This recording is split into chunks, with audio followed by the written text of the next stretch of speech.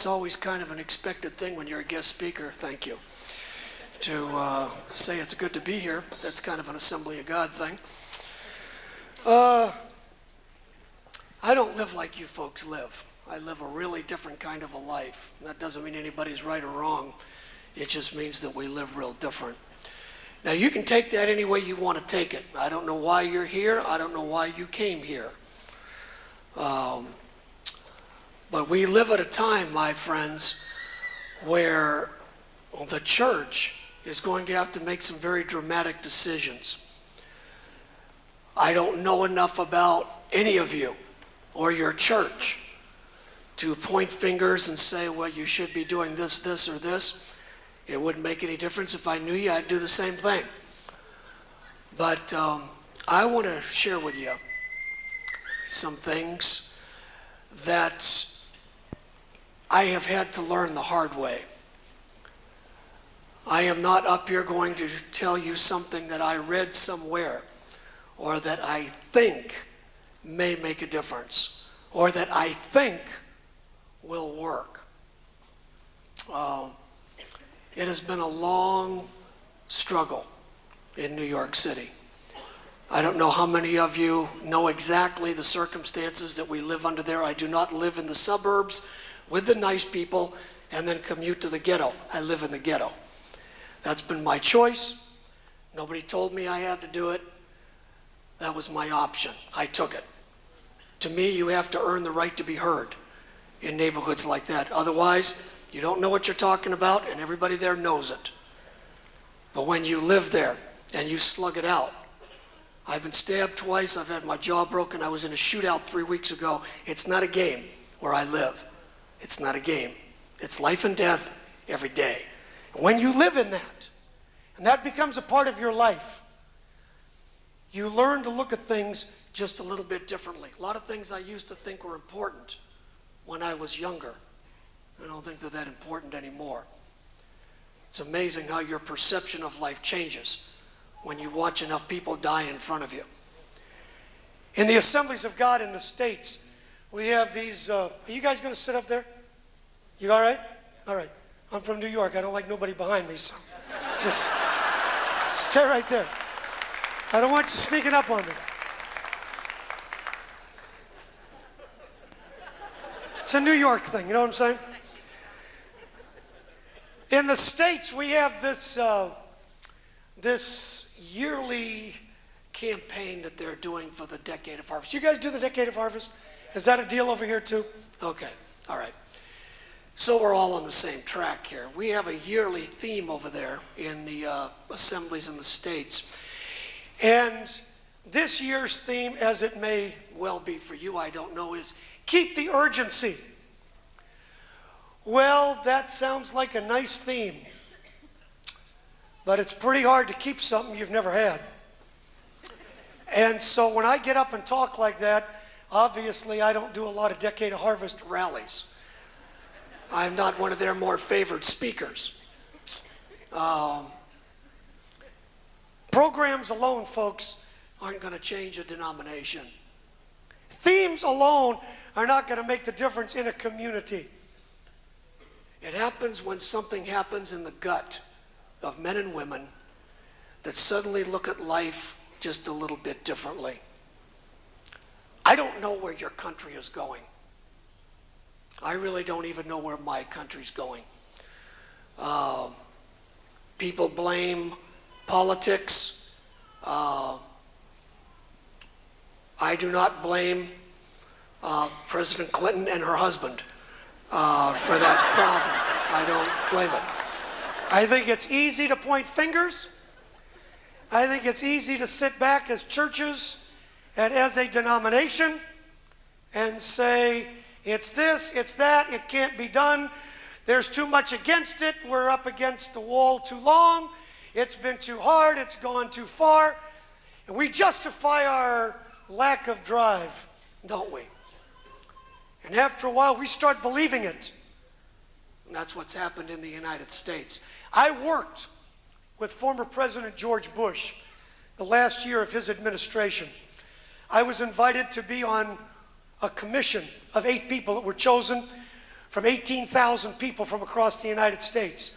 8 were going to be picked out of 18,000 for some strange reason. I was one of the 8 that got picked. I was serving with the governor, a couple of senators, several mayors of major cities in the United States. I was the only churchy person, that's what they called me, the churchy person, on this commission. And it's very much, working in the Washington aspect of government is very much like working in the denominational aspect of government. One thing you can depend, some things never change. And it's real easy to have a bunch of committee meetings because we specialize in committees, don't we?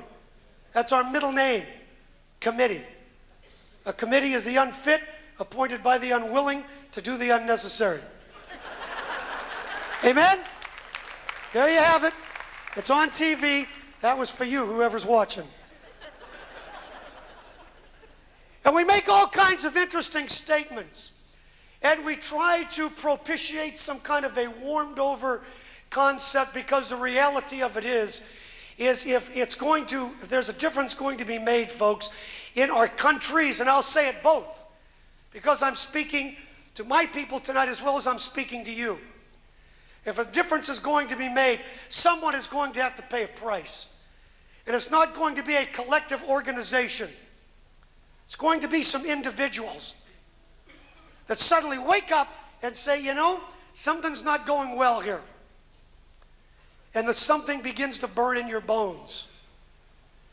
When we start talking about paying the price, though, that's what starts separating the liars from the buyers in this business. It's like some of you ladies that go window shopping. How many of you gals ever gone window shopping? Let me see your hand.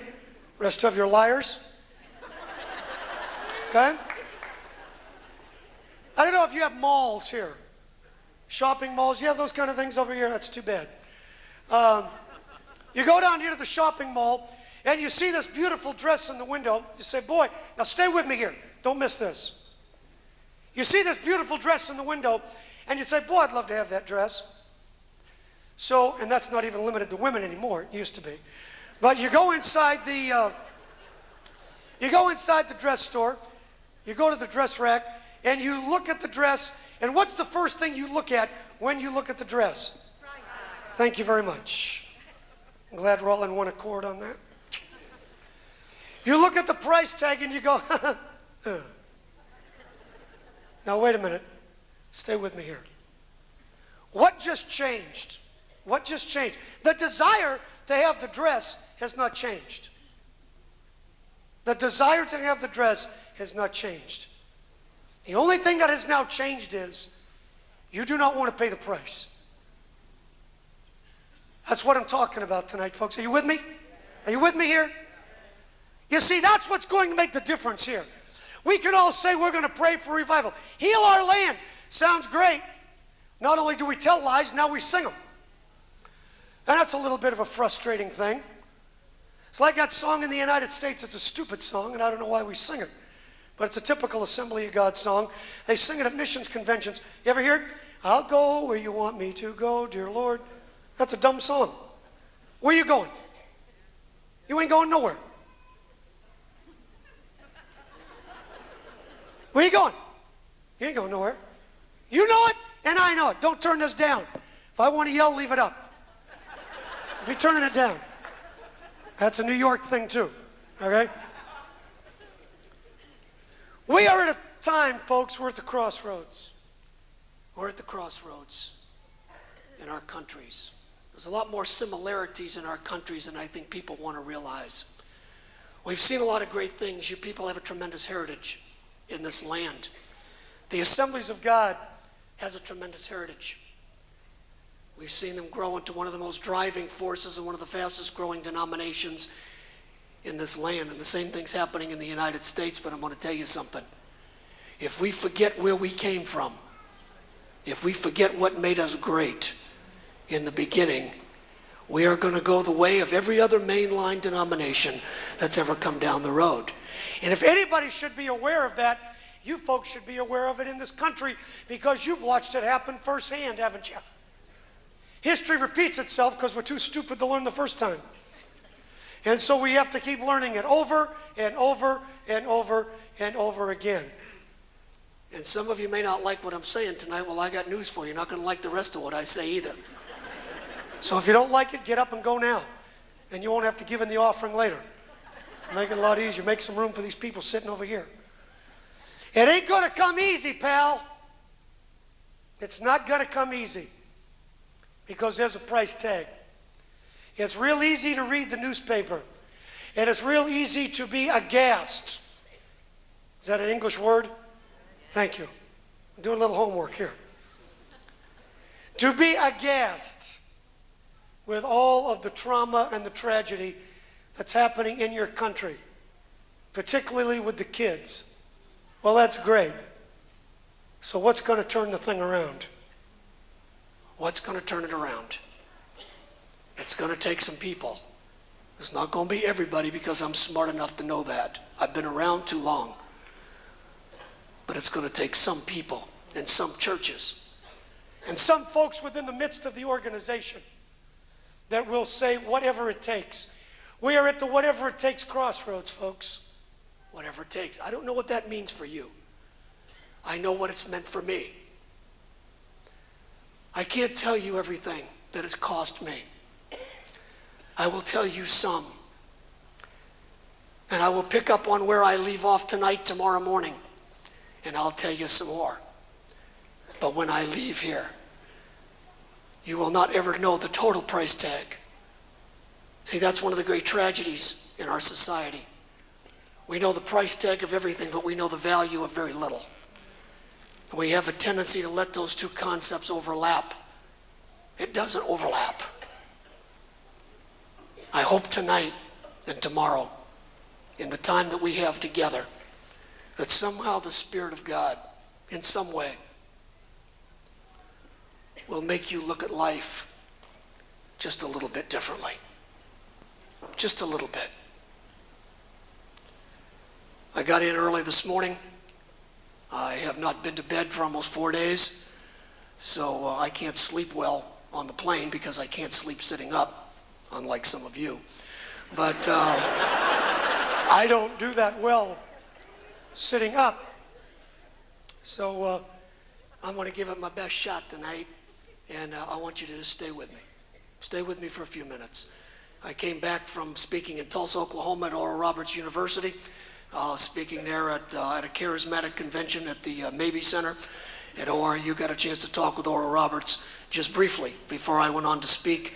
And we started the service at 6 o'clock. At 11:30, it was still going strong. I looked over at Oral Roberts, and he was out cold. It was the funniest thing. It was funny. But we won't do that to you tonight. But I want to chat with you from my heart. And I don't say that much anymore. I always used to hate it when I was young because people would say, tonight, I'm going to speak out of my heart. And I learned as I got older the reason why most people speak out of their hearts because they don't have anything in their head. It's much easier to speak out of your heart than it is to try to put something together. I hope tonight I can speak both out of my heart and my head. I can't guarantee that. Sometimes I make sense. Sometimes I don't make any sense at all. I don't know which way it's going tonight. It's too soon to tell. But there it is. It's too soon. So we'll figure it out as we go, and we'll take it from there. I was speaking at a Sunday school convention in the States. It was back in Wisconsin. And down in the States, the way they do things is they have several speakers, like we do here. And it's kind of a round robin thing, is how they refer to it. And there was 5 speakers that evening that we were all supposed to take turns, kind of rotation, kind of a thing. And for those of you that can't see down there, next time sit up front, you'll be able to see it. And so they had me scheduled to be second to last. I don't like being second to last. I like being last. I like to have the last word. That's a New York thing as well.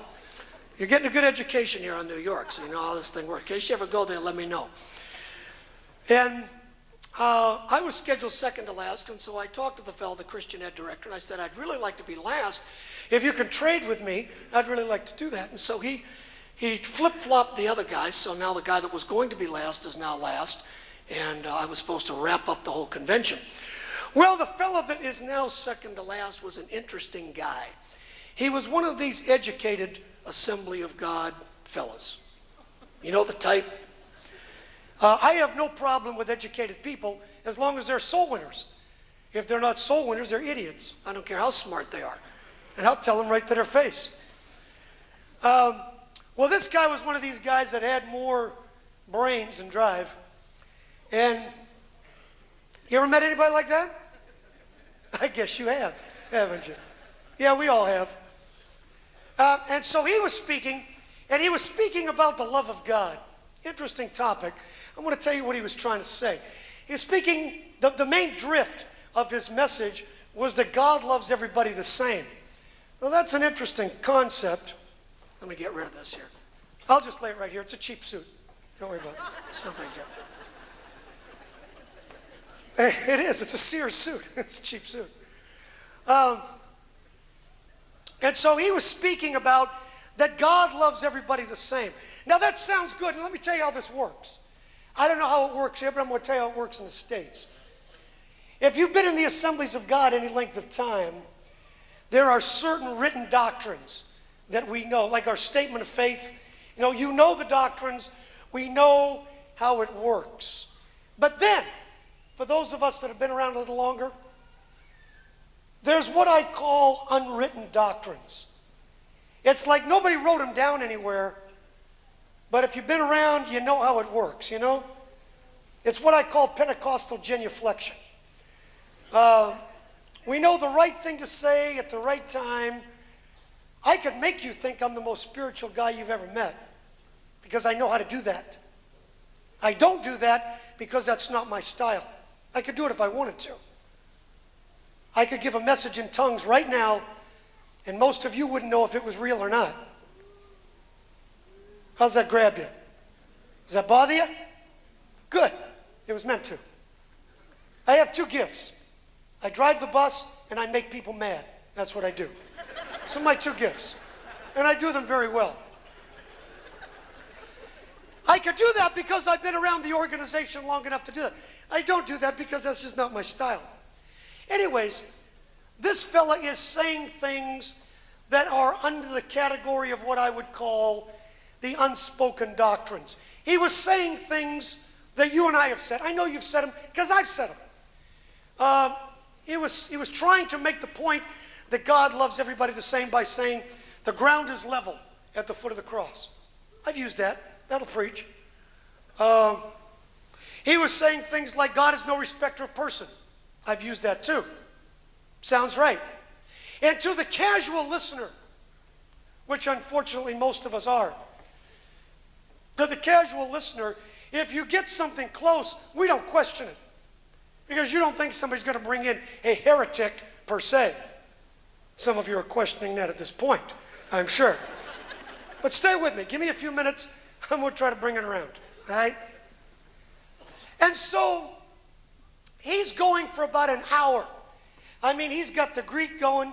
He's got the Hebrew going. He's got all three rings going on this thing. He's waxing the elephant for about an hour. You know what I'm saying? He's got it going. I mean, he's got it. He's got this thing going. Well, I'm up next. I got to follow this guy, right?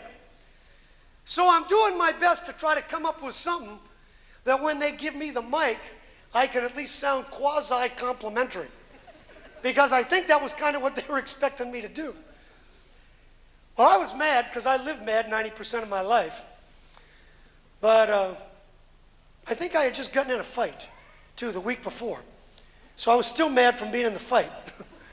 And so I finally got up, and the first thing I said when I got the mic is that God does not love everybody the same. Well, yeah, I know. It just was not one of the brighter things I've done recently. But I couldn't help it. I couldn't help it. I've lived in the ghetto for 14 years. I live in a warehouse with broken out windows. I've lived on the street most of my life. There's a lot of things I don't know in this business. But there's a few things I do know. And most of the things that I know, I've learned the hard way. And I've learned and been around just long enough to know now that God does not love everybody the same. I thought he did because I used to think just like you guys. I don't think that way anymore. It's changed. It's just different. And I hope tonight maybe a little bit of how I see things will make sense to you. I want you to open to the book of Mark, chapter number 16. Book of Mark, chapter number 16. I'm going to read it quickly, and I'm going to have you follow along very quickly. Mark chapter number 16, beginning at verse number 1. It would appear to be that we would consider this an Easter message. It is not, so don't tune this out. Don't tune it out because you think it's something that you know. Stick with me. Mark 16, verse number 1. It says, "And when the Sabbath was past, Mary Magdalene and Mary, the mother of James, and Salome had bought sweet spices that they might come and anoint him. And very early in the morning, the first day of the week, they came unto the sepulchre at the rising of the sun.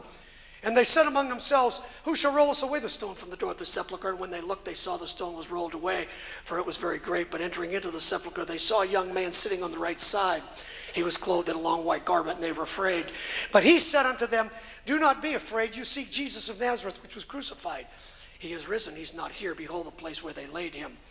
And verse 7 says, "But go your way, tell the disciples and Peter that he goeth before you into Galilee, and there you'll see him, as he said unto you." And if there was a text verse for this, I suppose this 7th verse would be it. So I want you to look at it, and you need to know who's talking here. This is the angel in the tomb that's speaking. If you don't get this, nothing I say is going to make sense.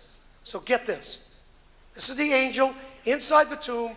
The folks that are there are looking in, and this is the angel speaking to them. He says, "Go your way, tell the disciples and Peter that he goes before you into Galilee, and there you will see him, as he said unto you." I am reluctant at best anymore to speak about certain people or certain topics in Pentecostal audiences. I speak to a lot of non-religious audiences, period, now at this point in my life, because society by and large is so frustrated with what's going on, is now they have invited people like me to go in and try to tell them what it's going to take to make a difference in this next generation. I thank God that he's given me the ear of politicians, that he has given me the ear of secular society. I think at this point, even society is more concerned with what's happening with the kids, even sometimes more than our own Christian community is. And that's a sad testimony, my friends. But I've spoken to a lot of different groups of folks, non-Pentecostal, Pentecostal, non-religious. And as I speak to different audiences, when I speak to Pentecostal folks, I am reluctant sometimes to speak about certain people and certain subjects because our tendency, by and large, is to be a bit on the negative. I'm not saying that to be unkind. I'm just saying that if it's half full or half empty, we have a tendency that's changed in the last few years, but I think the tendency is still there to look at things half empty.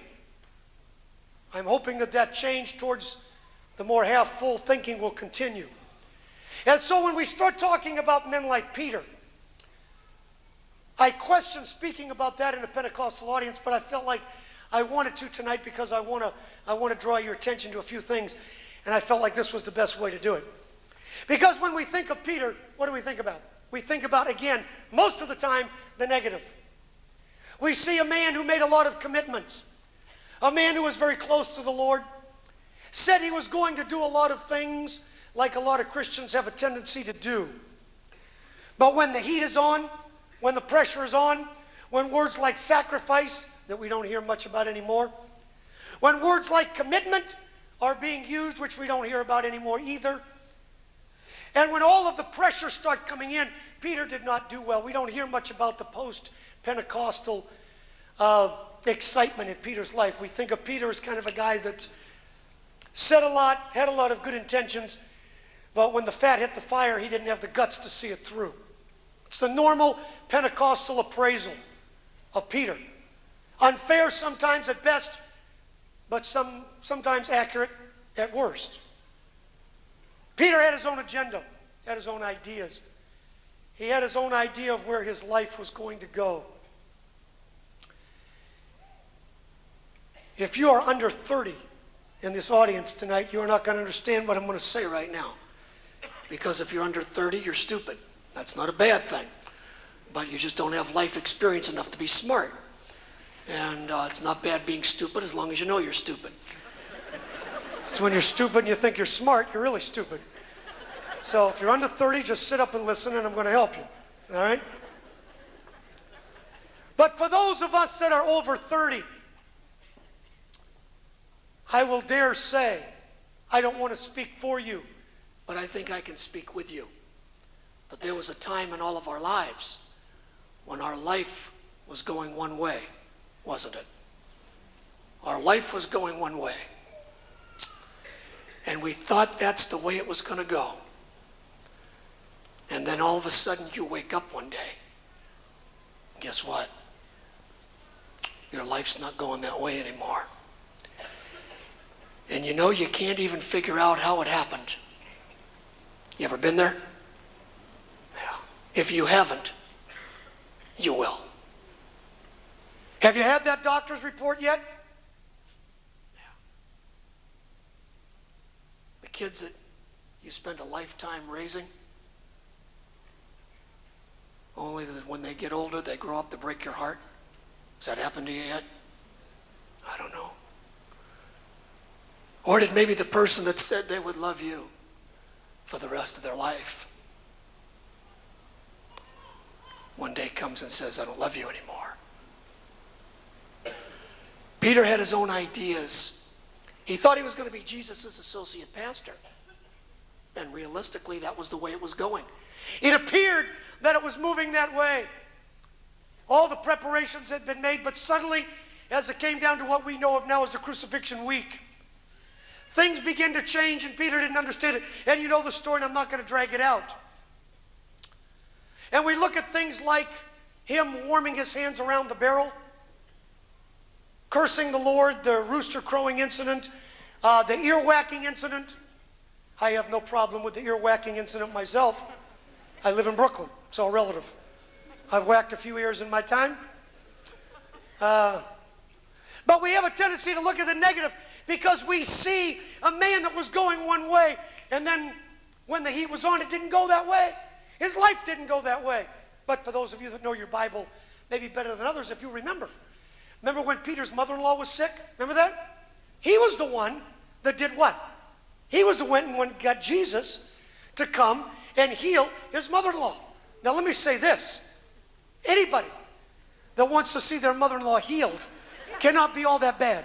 You know what I'm saying? They can't be all that unspiritual. For some of you, that's more relevant than others, I'm sure. So I think sometimes we look at the negative a bit prematurely, but that's how we do things. But life, as he knows it, is now changing, and it's changing rapidly. And he's not responding to it well, as some of us don't, if you've ever been there in that position. And he's struggling with it. And I don't know how many of you have ever noticed this before. I haven't noticed it till not too long ago, but it captivated my imagination. We have 65 full-time staff that work at Metro Assembly of God in Brooklyn, New York, at our base. Out of those 65 full-time staff members, I have what we call 12 department heads. And I'm going to go tomorrow into a little more detail of the inner workings and the history of the ministry and how we got started, and you'll find that interesting. And for those of you that actually want to see some of the programming in action, I'll be working with the kids tomorrow evening and the next evening, and you can actually see some of what we do. I write curriculum and how it all works and how it comes together and how you can keep the attention of that many kids. I've always said if you don't put on a program for them, they'll put on one for you. You can just decide how you want it, folks. You know what I'm saying? So if you want to come in and observe that, if there's room, we'd love to have you. We're going to talk more about this in the morning. But as I was looking at my 12 department heads, out of those 12 department heads, I have what I call an inner circle. I have 4 people. Out of those 65 staff members, I have 4 that I rely very heavily on for advice, for accountability. And that's a very important part of our ministry. Did you ever notice out of the 12 that Jesus had, did you ever notice that he had an inner circle as well? I'm sure you have. Now, for those of you that are into theology, I don't know how many of you are. I'm really not, but every once in a while you pick up on something here and there. There is a widely accepted school of evangelical thought called the law of first mention. Now don't miss this. Look at me and stay with me. The law of first mention says this. For those of you that know it, you'll be familiar with it. The law of first mention says, if a person, place, or thing is consistently mentioned first, then there is a uniqueness to the person, place, or thing. Now hold on to that because I'm going to come back to it. In the 12 that Jesus had, he had 3. The inner circle, if you will. Did you ever notice in your study of the New Testament, did you ever notice what order those 3 were always mentioned? Not sometimes, not most of the time, but every single time. Don't miss this. Every single time that the inner circle was mentioned, you know the order that they were mentioned in? Peter, James, and John. Kind of an interesting thought, isn't it? I never really paid much attention to it until I started getting into this thing. So if the law of first mention is true, which it appears to be, maybe there's something here that some of us haven't seen before. I don't know, but maybe. It's over now for Peter. It's over. He's technically turned his back on his best friend. He's done some things that he never thought he would do. And when you've made those kind of drastic mistakes, I would think that the human nature thing to do, because it's the nature of the beast, the easiest thing to do is just go. Because you don't really want to stick around and have people throwing it up in your face, do you? Which we as Pentecostal people have a tendency to do that, don't we? Old sins die hard in this business, don't they? They die real hard. And so he leaves. He goes. Remember what he said? He said, I'm going fishing. Go back to the thing that you're the most comfortable with, which is what you'll do if you leave as well. I've watched it all my life. I was with a guy in Kansas City. Started an inner city Sunday school, just like ours. A couple weeks ago, after the Sunday morning service, he walked off the pulpit, walked down the center aisle, walked out the doors, and they've never seen him since. He walked away, and he ain't coming back, folks. You say, how does that happen? I know exactly how it happens. Sometimes in the ghetto, the very thing you go to change is the very thing you end up and become yourself if you're not careful. But that's a foreign language to some of you, isn't it? I know that. But if you decide you want to make a difference in somebody's life, you're going to have to pour your guts into them. And when you pour your guts into something, folks, it drains you. It'll suck you dry. And don't ever forget it. and he's gone now. Classic. These guys had to be Assembly of God. Because it's a classic Assembly of God scenario. What does he say? I'm going fishing. What do some of the other disciples say? We'll go with you. You got to love those guys. What a bunch of morons. We're going. Were they invited? No. They didn't have to be invited. You know why? Nobody quits alone, that's why. Did you hear me? Nobody quits alone. If you go out of this thing, you're going to take 5 or 6 with you too. I've got a circle of influence, so do you. We all do. We don't like to admit it though, do we? But we've all got one. He's gone now somewhere, it doesn't say where. I'm not going to speculate. I'm not going to try to read into it. I don't think we need to do that. I don't know where he's at. On the beach, in a boat, but it's over. His life, as he came to know it, is now over. I can't tell you exactly the circumstances because I don't know, but I know human nature pretty well from living the kind of life I've lived. Wherever he's sitting, he's probably sitting alone somewhere, because that's what happens when you get into those kinds of circumstances. You go sit somewhere. Now it's Easter Sunday, what we call Easter Sunday. We read it. They get to the tomb. They look in. The angel's there. He speaks. We read it. The angel says, go tell the disciples and Peter. Now, why did he say that? When I read that, I thought, if the law of first mention is true, which it appears to be, technically, all the angel would have had to have said was go tell the disciples. Because if that would have included anybody, it would have included who? It would have included Peter. If it would have included anybody, it would have included Peter. But the angel doesn't say that. Don't miss this. The angel says, go tell the disciples and Peter. So why did he say, and Peter? I'll tell you why I think. Because God doesn't love everybody the same. That's why. Sometimes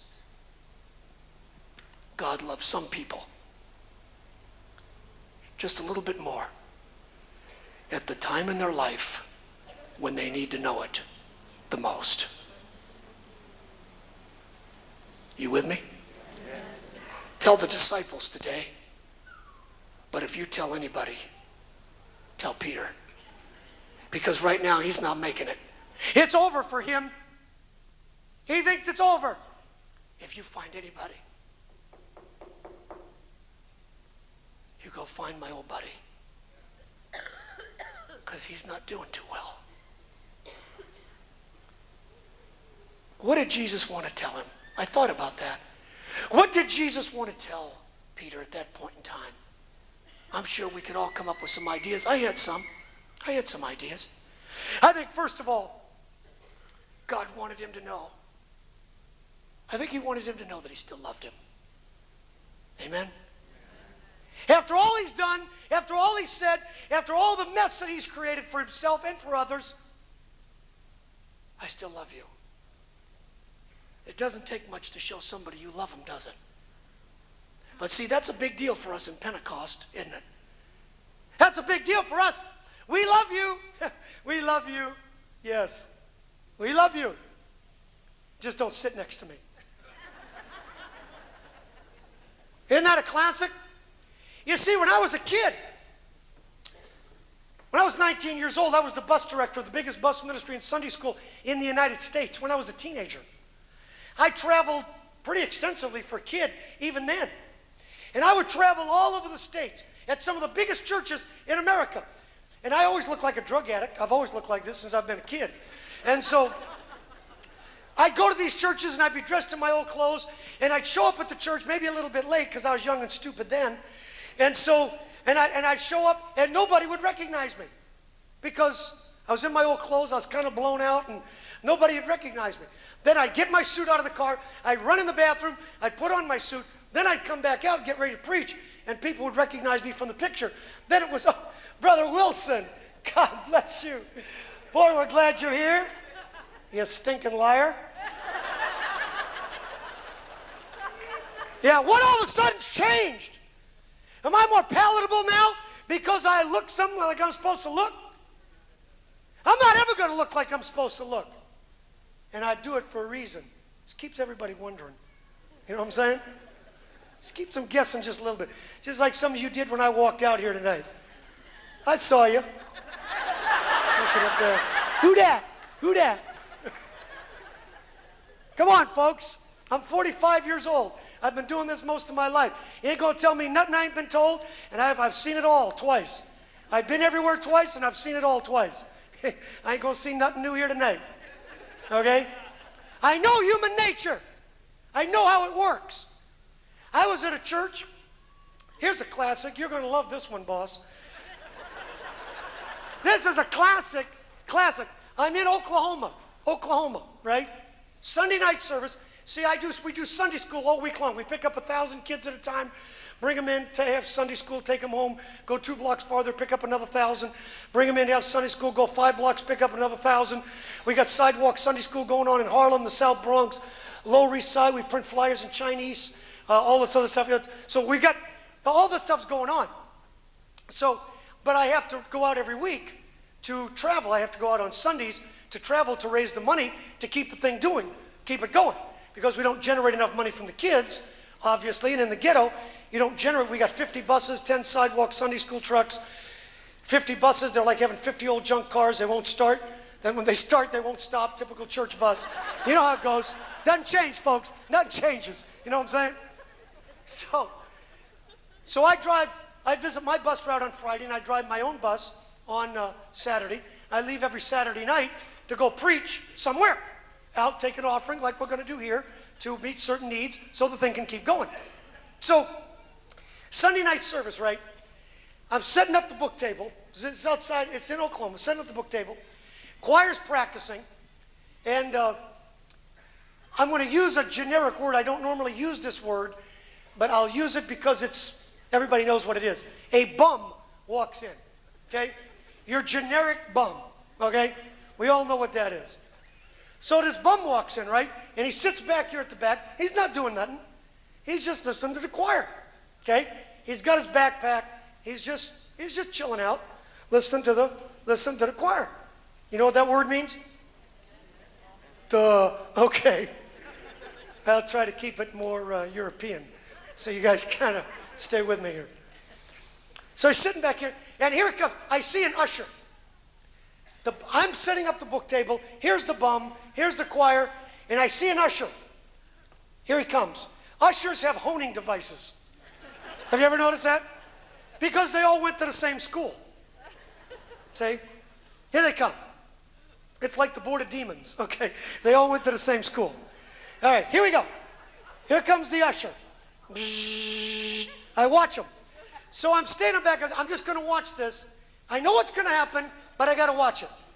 You don't have to be a prophet to figure things out in the assemblies of God. You know, there are no prophets in New York. We're a non-profit corporation, okay? There are no prophets. Amen? We need bus drivers. We don't need prophets. Okay, so here he comes. I'm watching him. So I stood back. I thought, let me see how this plays. So he goes to the bum. I see him whisper to the guy, right? Then the guy gets up, walks out. So I thought, let me just check. So I go to the usher and I said, what did you tell that guy? He says, I told him, we don't let people that look like that in our church. I thought, yeah, I'll bet you did too, didn't you? I'll bet you did. See, and we could all sit here and go, ooh and ah, and think that's real bad. Maybe we need to look at our own selves. Maybe we need to look at our own selves. See, it's real easy to say, we love you. See, that's what this whole decade of harvest thing is. The decade of harvest. You got to love it. For 10 years, we're going to love people. We didn't love them before. We probably ain't going to love them afterwards. But by God, we're going to love them for 10 years if it kills us. We got banners. We got bumper stickers. We got bulletin inserts. We got it all. Is that what it takes to get our people to love somebody? Do we have to have a program to do that? Are you with me? Come on, folks. Is that what it takes? I guess it is, because that's what we're doing. I guess that is what it takes, because we ain't done such a hot job until now. And now we're still not doing such a hot job Because before you can have a decade of harvest, you better have a decade of planting. You don't have to be a rocket scientist to figure that out either, do you?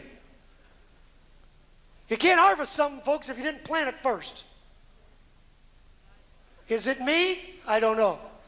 I'm not sure. See, it's real easy to say we love somebody because that's the right thing to say. The world is sick of it, folks, of hearing it from us. Because all it is a bunch of spiritual rhetoric. From beginning to end, it is spiritual rhetoric. Because we know what to say, but we don't have the guts enough to back it up. Sorry, folks. Sorry. It's just how it is. You know it, and I know it. Just how it is. We make a personal visit in every kid's home every week. We make 16,000 personal visits every single week. That's not when the Lord leads. That's not when the Spirit moves. Are you with me? That's every single week. There is a reason why we have 15,000 in Sunday school. There is a reason why things happen, and there is a reason why things do not happen. You don't just lay back and say, gee, if it's going to happen, gee, then we'll just let it happen. No, it doesn't work that way. As a believer, we have responsibilities. As leaders, we have responsibilities. You don't just sit back and wait for something to happen. You build relationships with people, and you earn the right to be heard. And that doesn't happen by sitting back in an office, shuffling papers and sharpening pencils. That dog ain't going to hunt. That's an Arkansas saying. Just thought I'd throw that in. Feel free to use that if you want. See, it's real easy. It's real easy to get caught up in all the vernacular and all the rhetoric, because that's what we've always done. That's why things have gone the way we've gone, folks. If you want something to happen that's never happened before, you're going to have to do something you've never done before. Hello? You're going to have to do something you've never done before. You want to see something change? Yeah, so do I. So do I. That's why I got sick of sitting around waiting for everybody else to do it. Because everybody's not waiting in line to go do it, are they? You know it and I know it. I visited on my old bus route down in the Bedford-Stuyvesant section of Brooklyn. And I don't know how many of you ever work with kids. If you have, you know what I'm going to say right now. You'll understand it. If you ever work with kids, there's always one in the group that's a talker. You ever notice that? It's usually a girl. It's a gender thing, I'm sure. That's normally a girl. Well, this girl, my little talker, her name is Ruby, little Puerto Rican girl. And I was driving the bus. I drive the bus here, and she would sit right here in this seat, and she'd put her head right here. And all the way to Sunday school, she'd tell me about her week. Then all the way back home, she'd tell me again, just to make sure I got it. So we'd go through it a few times just to make sure I got it. Well, Ruby, she was my buddy. And usually in the ghetto, the kids, the oldest of the girls kind of becomes the mom. They just take care of the rest of the kids. I'm sure it's the same here. So Ruby was the oldest one. She was 10 years old. And she was my talker. Well, she lived in a crack house, crack cocaine house, over on Kosciuszko Street there in Brooklyn.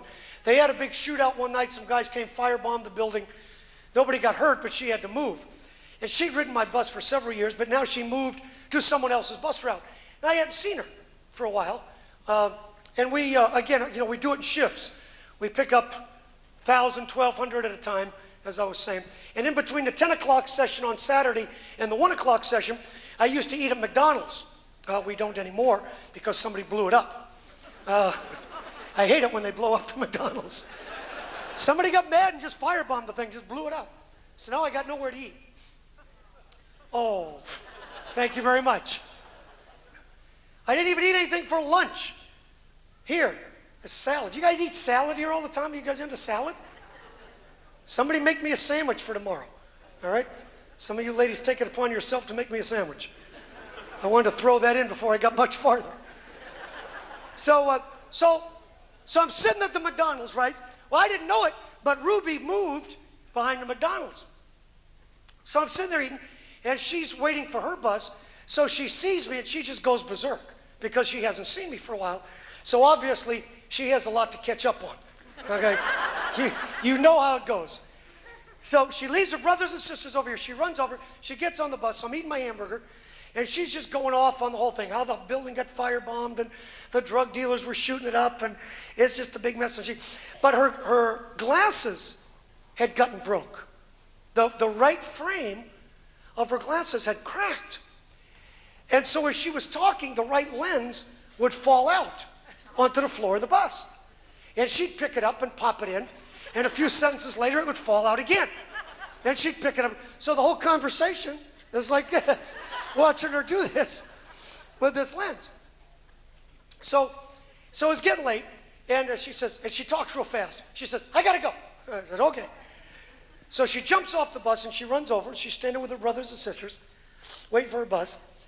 And then she runs back over, gets back on my bus, and as serious as she can, she looks at me and she says, can you fix my glasses? I said, well, I don't know. I don't really have anything here to fix glasses with. You know, not the normal glass fixing equipment. I didn't carry that on my bus, see. Somehow I think Jesus wanted Peter to know that not only did he love him, but I think he wanted him to know that he just cared about him. That he still cared. Just the minimum, folks. Just the minimum. But some of y'all pretty busy people here tonight, aren't you? Y'all real busy. I can tell. I know. I travel 52 weeks a year. I start Sunday schools all over the world. I write books. I do TV. I work with the president. I got one of them little phones. You're pretty cool when you got your own phone. You know, I'm the guy. When you got your own little phone, you're really something. I'll show it to you later if you want to see it. It's pretty cool. I'm a pretty busy guy. But you know what? I still drive the bus every week. I'll always drive the bus. I don't need nobody to drive my bus. I have people in line up now wanting to drive Bill Wilson's bus. I don't need anybody to drive my bus. I drive my own bus. You know why? Because you make time in life to do exactly what you want to do. I don't care how busy you are. Don't embarrass yourself by trying to tell me that any of you is busier than me. Because I'll point my finger right in your face and make you wish you'd never said it. Try me. Nobody in the house is busier than me, folks. But I still make time to visit my route and drive the bus. Because that's what makes it real. That's why we're in this business, folks. We're not in this business to be hot shots. I used to know some hot shots in the Assemblies of God. They ain't around no more. They're all gone, aren't they? Because they thought they were hot shots. But guess what? There ain't no hot shots in this business.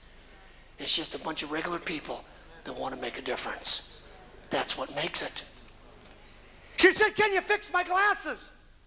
I said, Ruby, I got nothing. I got nothing here to fix your glasses with. They don't have little convenience stores, little markets and stuff. They have what they call bodegas. Little stores on every corner, little mom and pop rip-off joints, okay? One of each item on the shelf, you know what I'm saying? So I walked in there. I wanted to find something to fix her glasses with. I couldn't find a paper clip. I couldn't find Scotch tape. I couldn't find nothing. All they had, and I don't even know if you guys are going to know what this is. Maybe you have it here. All they had was this 25-yard roll of duct tape. You know the gray tape? Do you have that here? Gray tape? Well, that's all they had. So I buy this roll of gray tape. And you know, you got to rip it. You know how you work with it? You kind of tear it a little bit. So I'm ripping off pieces of the gray tape, and I'm taping the lens inside the frame. I'm doing a pretty good job. I didn't realize that gray tape was as heavy as it was. It's really heavy. So I got the lens taped in, and she went to put the glasses on, and now they're like this because of all the gray tape over here. So then I had to put gray tape on this side to bring it back up this way. By the time I'm done, these things don't even look like glasses. They look like goggles. And they weigh about 5 pounds. It's the dumbest looking thing you've ever seen. But it worked. It worked. So she puts the glasses on, jumps off the bus. Her bus is coming down Broadway. So she runs across the street, but then she runs back one more time. She runs back, gets back on the bus, and she says, "Thank you for fixing my glasses." She said, my mom said she didn't have time to fix my glasses. She said, "Thank you." And she just gave me a big hug and was gone. When I left last night, when I left New York City to come here, I was packing up my suitcases and some of the books, loading them up in the cab to take me to Kennedy Airport. The part-time receptionist was still on duty answering the phone. And there was a lot of other people in the waiting area, but the receptionist came out from behind the desk and came over. And she said, "Thank you again, Pastor." She said, "Have a good trip. I love you." It was Ruby. See, I fixed her glasses 10 years ago. Now, she works at the church. She married the bus mechanic. Now he fixes her glasses. It's a much better deal, much better deal.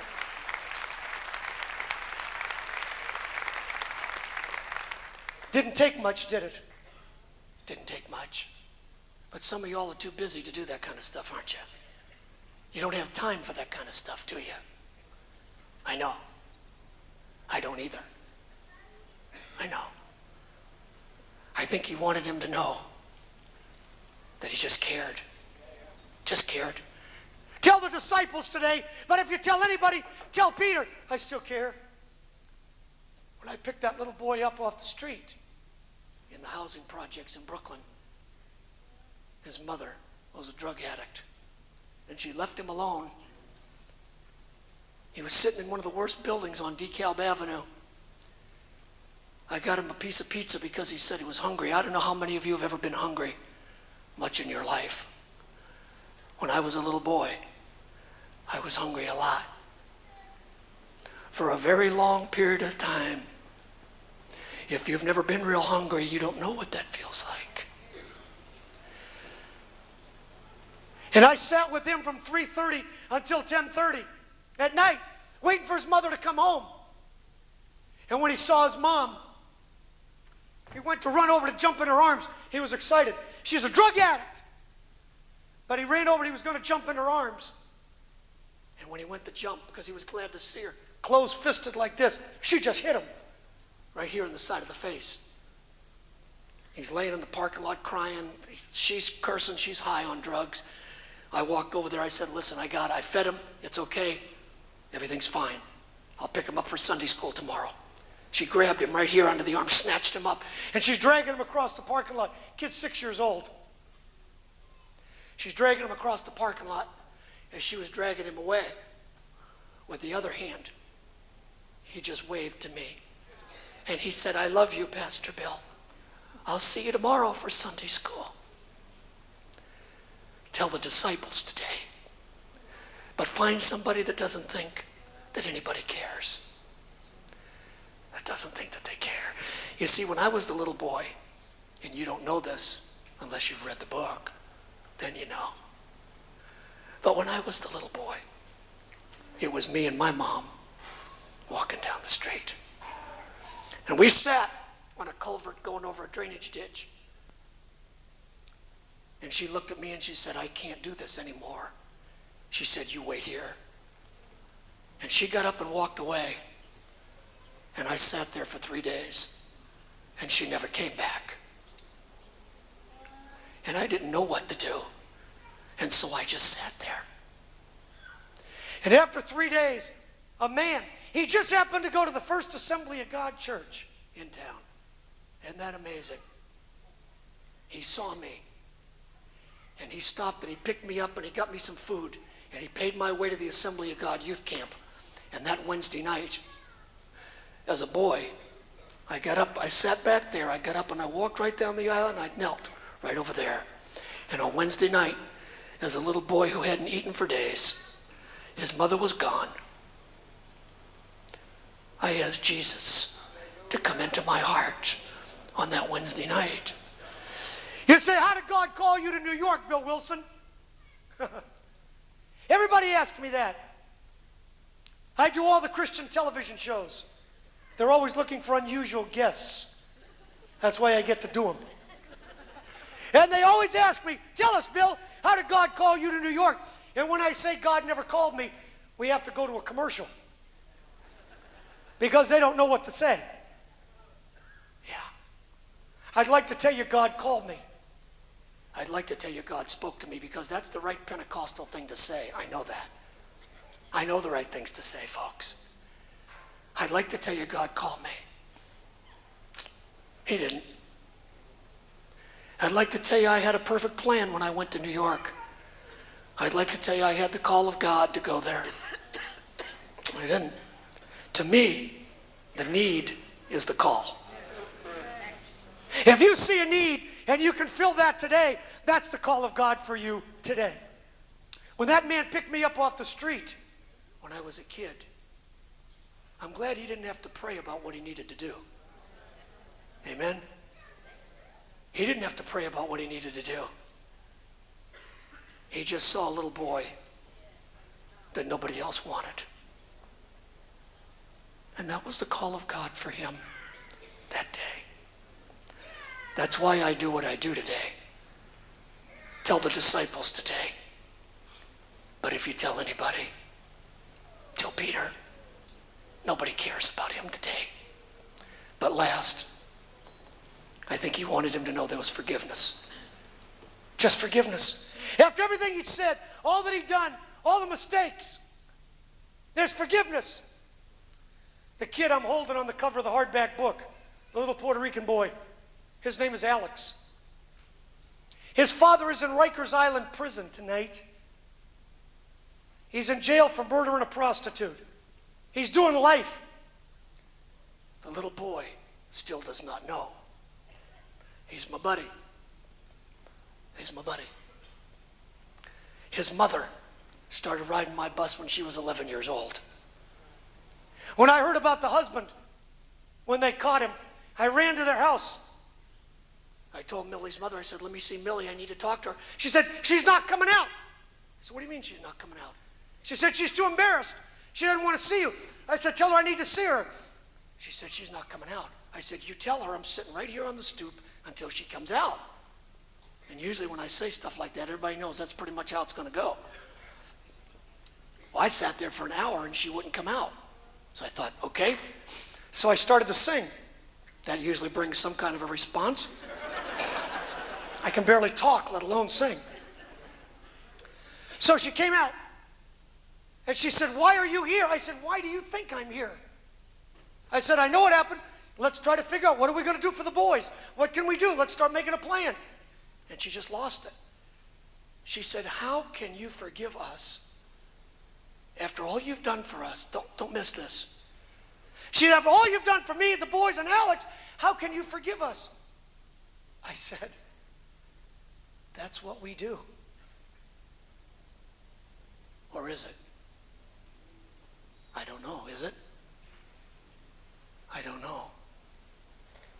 I don't know. Sometimes we don't do it very well, do we? Not very well. If the folks don't measure up to us, or they make one too many mistakes, we write them off as being hopeless. You want to talk about hopeless? You want to talk about hopeless? I can talk about hopeless with you for a while. How much time you got? You want to talk about the 200 people in my adult congregation that are HIV positive tonight?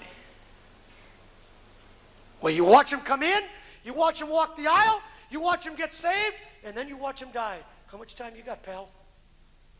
How much time you want to talk about it? You want to see the group of ladies that goes to Woodhull Hospital and sits with the babies that have AIDS? We have 42,000 babies right now in New York City hospitals that are abandoned. 42,000. That mothers had them, and they walked out the door, and they walked away. And so we have some ladies that go to the AIDS ward. And because all they do is cry, our gals just hold them and just rock them until they die. Because that's all you can do. You want to talk about hopeless, man? I'll talk about hopeless with you for a while. You say, I don't know if it's beyond hope. It's not up to you to decide that. It's not up to you. The only hope that some of these kids have got is us. If we don't go, folks, it ain't gonna happen. It's just that simple. I can't make it any simpler. I can't do it. I was speaking in Orlando, in Florida. I'll close with this. We gotta go. I'll probably close with something else after that, but I'm gonna start with this. You know how it is. It's an Assembly of God thing. You're used to it. You know how it goes. An elderly couple came in from the back. She was in a wheelchair. They were late 70s, If I recall. She was in the wheelchair. She had had a stroke 17 years earlier. Her head was like this. Her head was down on her chest like this. She couldn't lift her head up. her husband wheeled her in. She sat right here in the wheelchair. He sat next to her in the pew. I was reading the text, getting ready to preach. And as I was reading the text, I watched him lean over to her. And he put his hand right here. And he was holding up her head, reading the Bible to her. I had never seen that before. For 17 years, he washed her, dressed her, fed her, and took care of her. That's a long time, folks. 17 years. That's a long time. And he was holding her head up, reading the Bible to her. I wanted to talk to him. I didn't know what I was going to say, but I wanted to talk to him. I ended up, after I was done, I was standing at the book table talking, and I missed him. So I loaded up my stuff. I was putting it in the car. And as I was putting my stuff in the car, he was loading her in their van. And I went over there, and I didn't want to say something stupid, but I just felt like I wanted to talk to him. And I said, Pastor told me, sir, about your wife and how long it's been. I said, man, it's got to be tough. And I'll never forget this. He put his head down like this. He said, yes, sir. Yeah, it's been hard sometimes. But then he looked me right in the eye. And he said, it hasn't been all that bad. He said, because I really love her. And I thought, that's it. That's it. I learned the most valuable lesson of my adult life in the parking lot of an old Assembly of God church that morning. You see, if you really love somebody, it doesn't matter what you have to do, does it? It really doesn't. We make it a big deal. My home pastor raised me. When that man from the church picked me up off the street, when I came home from youth camp, I lived at the church. I had nothing else. My home pastor raised me. I am what I am tonight because of my home pastor.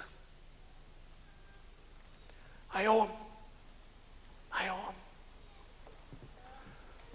The first new pair of shoes I ever owned, he bought them for me. I owe him.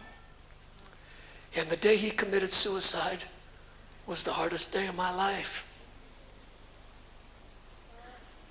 I didn't go to the funeral. I couldn't. But last year I went to Fort Smith, Arkansas on a Monday. And I had the florist in town, in the little town of Fort Smith. I had her spell out the words with flowers. I miss you, with flowers. And I went out to the cemetery and I put the flowers on my home pastor's grave because I miss him, you know? I miss him. And you know what the stupidest part of that whole thing is? When he was alive, I don't remember telling him that I loved him. I might have, but I don't remember. If you love somebody, folks,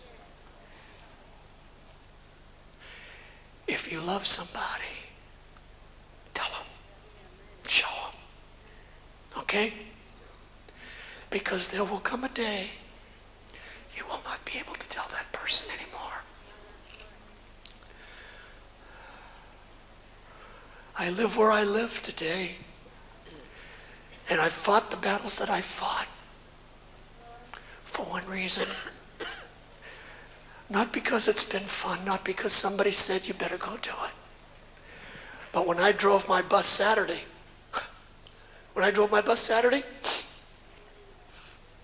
you know who I was picking up, don't you? I'm picking up me. See, you guys don't know me well enough to know. It's still me. I'm still the little boy on the corner. I'm a little bigger now, but I'm still the boy in the corner. So I moved there because I saw a bunch of kids that nobody cared about. And I thought, I can do that. I can do that.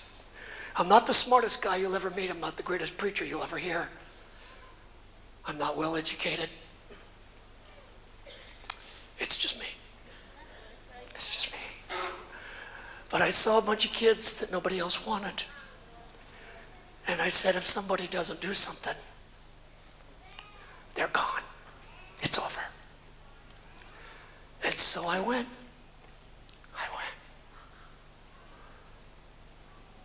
Tell the disciples today. But if you tell anybody, find Peter. You see, I used to think God loved everybody the same. I just don't believe that way anymore.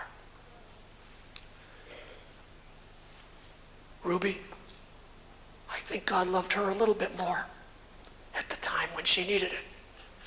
The little girl on my bus Saturday, little girl, four.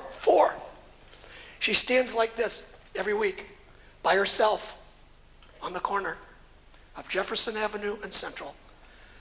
Little girl. She holds her pants like this because they're too big, and she only has one pair of clothes, one pair of jeans, and one t-shirt that she wears every day. And she stands like this on the corner, holding up her pants, and she never says a word. Never. Has never said a word.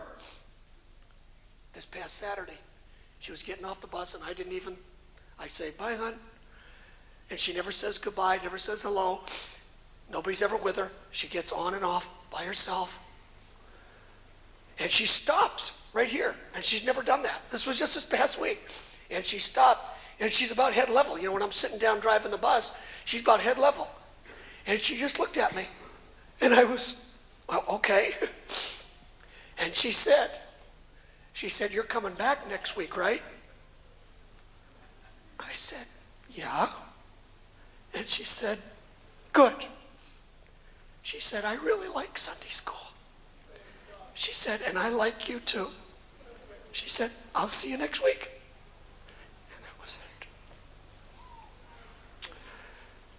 If we're going to make a difference, folks, it just takes somebody to be there, to just be there. When that man picked me up off the street, he never knew what I would do. He never knew. But the need was the call, and he cared. He cared enough when his own son was dying of leukemia to help me. I think God loved that little girl Saturday just a little bit more. Amen? Just a little more. Because she needs to know that. Father, I love you tonight. I thank you. I thank you, God, for helping all of us to maybe look at life different today. I pray that somehow, in the quietness of this place, you'll help us to understand that there's people out there, kids, teenagers, that nobody cares about tonight. I know, because I was one of them. I was one of them. So help us, Lord, tonight somehow. Help us somehow, to look beyond our own situations and our own little faults and our own little lives and webs that we've weaved for ourselves, to understand what life really is. Only one life, and it'll soon be past. Only the things done for Christ is going to last. That's all. That's all. So help us, God, tonight. Help us. Jesus, Jesus, Lord, to me, Master, Savior, Prince of Peace, ruler of my heart today, Jesus, Lord. Sing it again, will you? Come on. Jesus, Jesus, Lord, to me, Master, Savior, Prince of Peace, ruler of my heart today, Jesus.